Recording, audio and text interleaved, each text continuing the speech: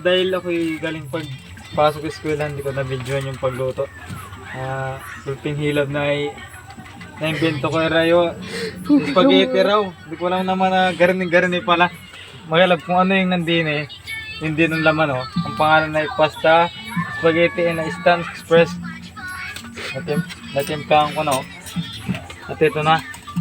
Yung ginawa. Tikman ko na.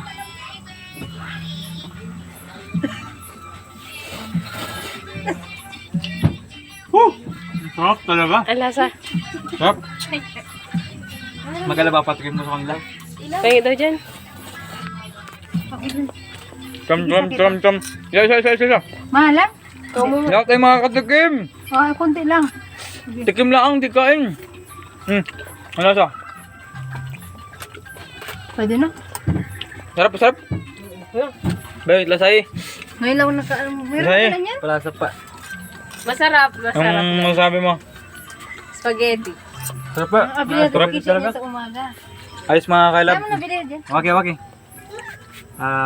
Sa mga kailab, recommended ko po sa inyo ang Pasta Express. Napakasarap. Minsan. Solid. Ayun yung pisa. Magkano? Sa halagang 10 piso? Solid yun.